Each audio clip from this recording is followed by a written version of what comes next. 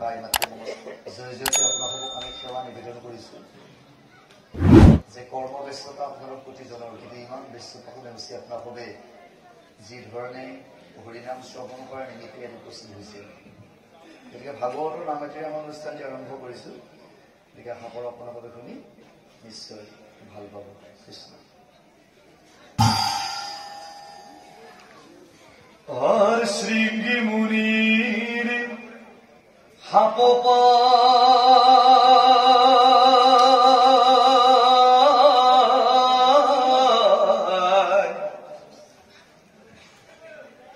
ও রজা পরীক্ষিত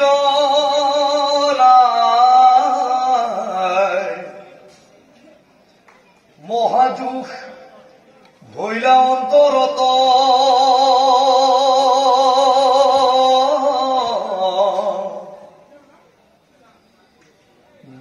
অভিশাপ খন্দাই মা পলাগি ফুক মুখে ও খুনে ভাগ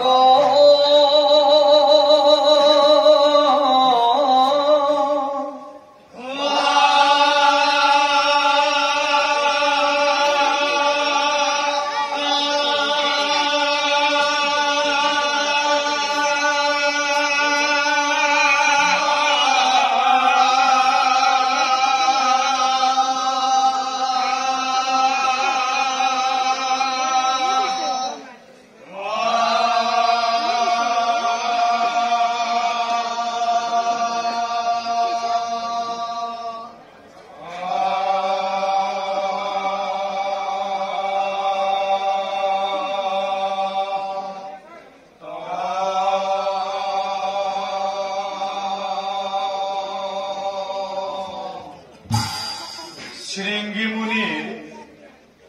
অভিশাপ খণ্ডন নিবার অর্থে মহারাজ পরীক্ষিতে মহামুনি ফুকদেৱৰ শ্ৰীমুখৰ পৰা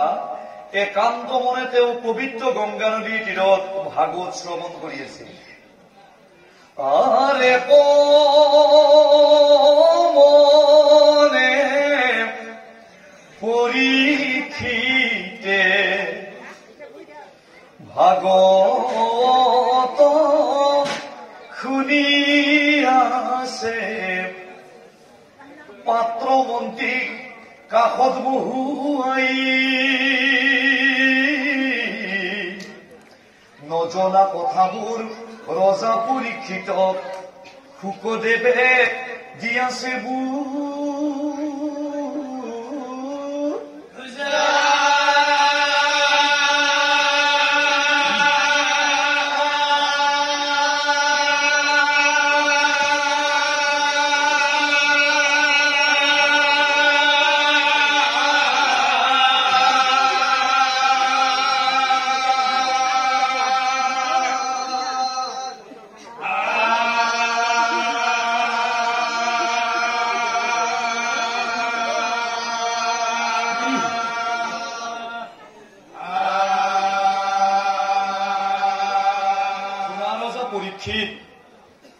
মই ভাগৱত পাঠ কৰি গৈ আছো আৰু তুমি নীৰৱে একান্ত মনে শ্ৰৱণ কৰি আছা তোমাৰ হয়তো মনত নাই ৰজা আজি ৬ষ্ঠ দিন হৈছে অহাকালিলৈকে ৭ম দিন হব গতিকে আজি শুভক্ষণত তোমাক মই এটা বৰ সুন্দৰ আখ্যান কম তুমি নীৰৱে একান্ত মনে শ্ৰৱণ কৰি যোৱা ৰজা আৰে কদিনা মনে ভাবে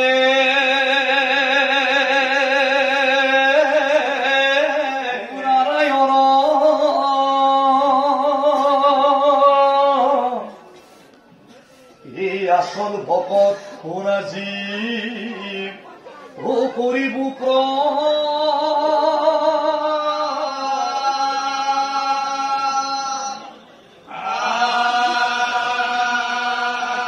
প্ৰভু কৃষ্ণই আসল ভকত ক'ত তাৰ আজি প্ৰমাণ চাব অনন্ত কোটি ব্ৰহ্মাণ্ডৰ হৰি অধিকাৰী জগতৰ ঈশ্বৰ কৃষ্ণই মনে মনে ভাবে আৰ শুনি আছো সেই ব্ৰজৰ গোপীগণ মোৰ পৰম ভকত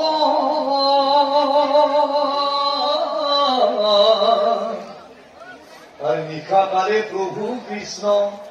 ও বৃন্দাবনে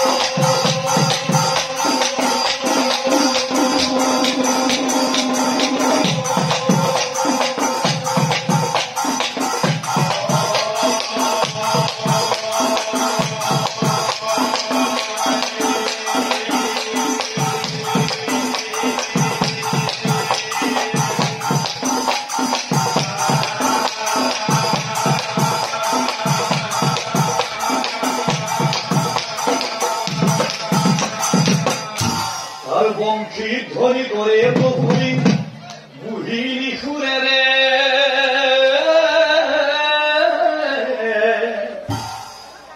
কামনরে দোহে প্রাণ ও বুকিনী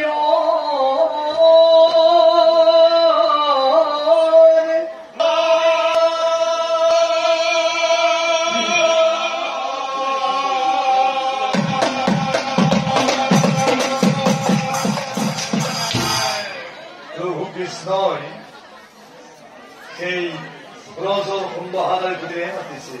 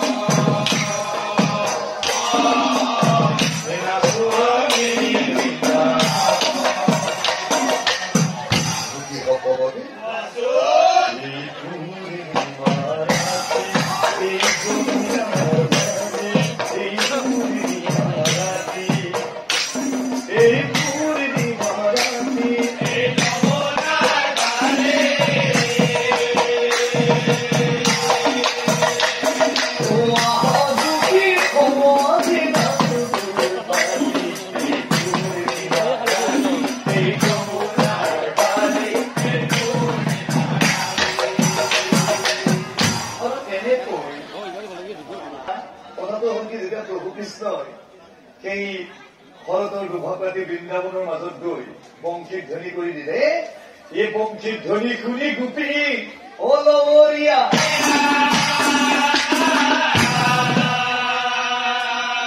তই অনন্তৰে শুন অনন্তৰে শুন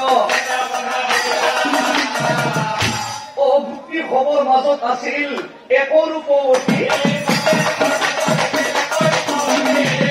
মনে মনে ভাবে তাই মই ৰূপৱতী প্ৰভু কৃষ্ণকে ব্ৰজৰ ১৫,০০০ ঢুকিনী আছিল তাৰ ভিতৰত এজনী খুব সুন্দৰী ৰূপৱতী আছিল সেইজনীয়ে মনে মনে ভাবে সকলোতকৈ কৃষ্ণই মোক বেছি ভাল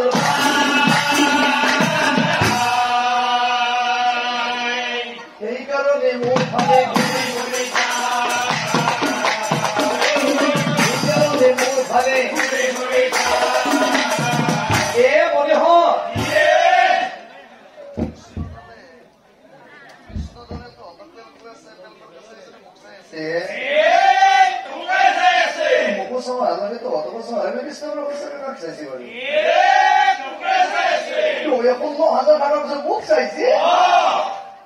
কথা খুৰি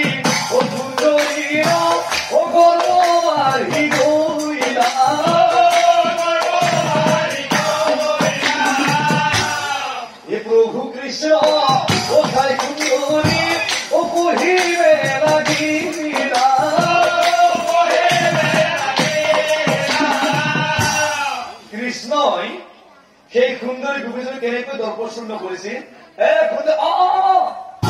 তোমাৰ কথাই কৈছো তোমাক মই কথা এটা তুমি পিছে বেয়া পাবা নেকি মোৰ বংশীক ধৰি কৰি তুমি দুভাগত ইয়ালৈকে আহিছা ইয়াতে 16,000 গোপিনী আছে তাৰ ভিতৰত তুমি কিন্তু সঁচাই বৰ ধুনীয়া দেই তোমাক মই কথা এটা তুমি পিছে বেয়া পাবা নেকি তুমি সুন্দৰী সঁচা কৈছো তুমি ৰূপৱতী তোমাক বৰ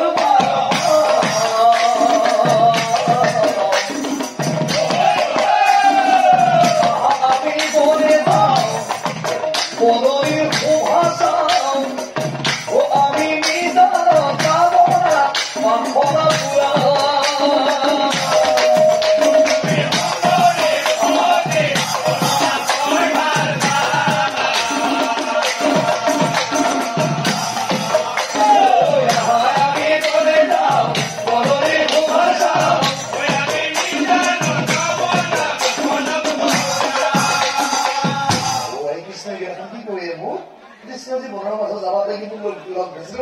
ভাল পাইছে নেকি ভাল পাইছে মোক এই কথা শুনি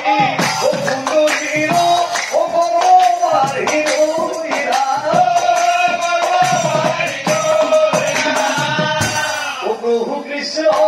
কথাই সুন্দৰী বহিৰে লাগি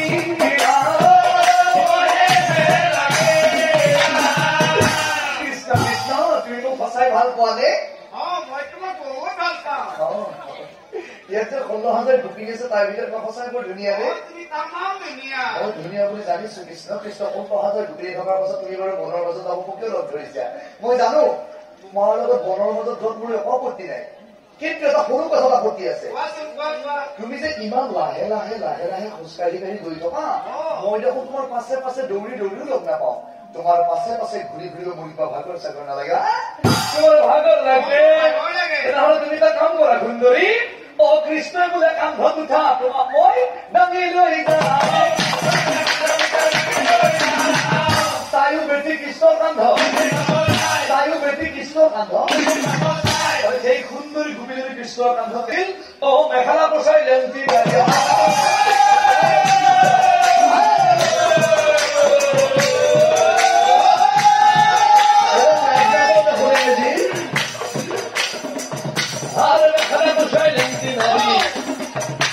কৃষ্ণৰ কান্ধত উঠি যাব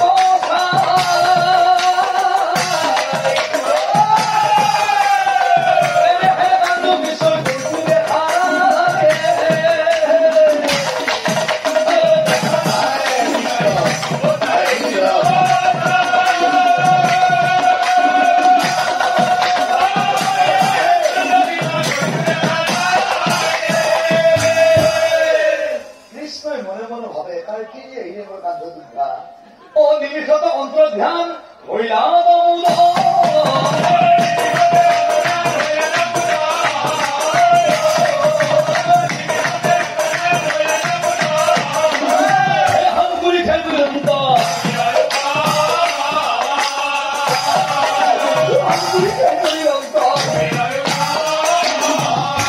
কৃষ্ণৰ কান্ধত উঠিব খোজাৰ লগে লগে গোপীজনী সেই গোপীজনী উঠিব খোজাৰ লগে প্ৰভু কৃষ্ণ সেই বৃন্দাবনৰ মাজৰ পৰা অন্তৰ্ধান হৈ গল লগে লগে সুন্দৰী গোপীজনী মুখ থেকে চাৰাই মাতি দামৰি পৰিল মোক ভাগি তাইৰ কি গতি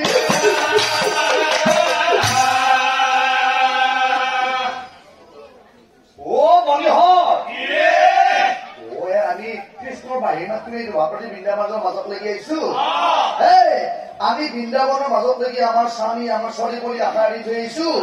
আৰু এই পাখেৰি কি কৈছে এই পাখেৰি চাওঁ চকুৰ এই পাখেৰি চাওঁ এই চকুৰ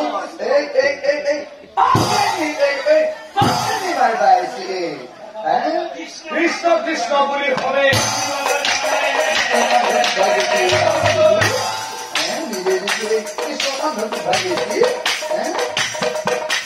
কৃষ্ণ কৃষ্ণ বুলি ভাবে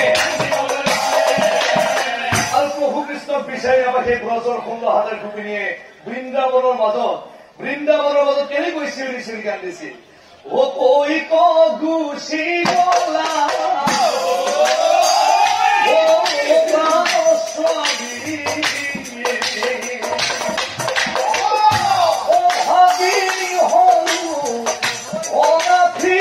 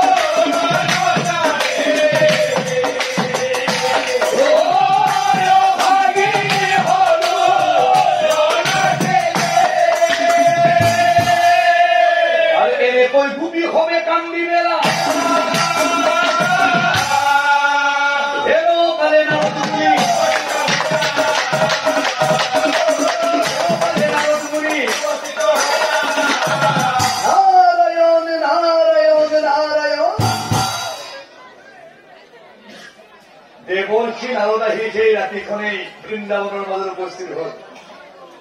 আৰু নাৰদক দেখা পাই ব্ৰজৰ ষোল্লহালৰ গোপিনীয়ে কলে অ পুৱা হেৰা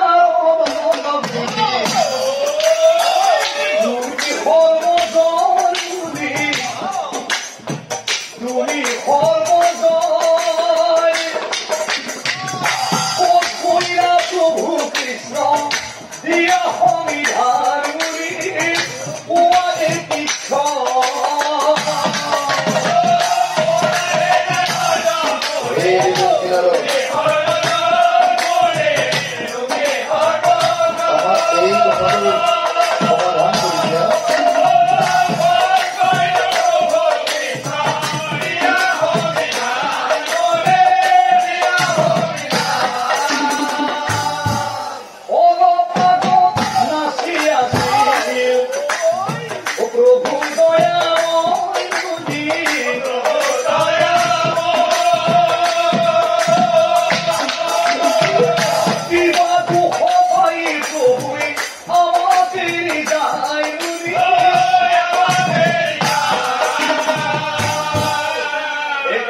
নাৰদ মুনি হাঁহি বেলা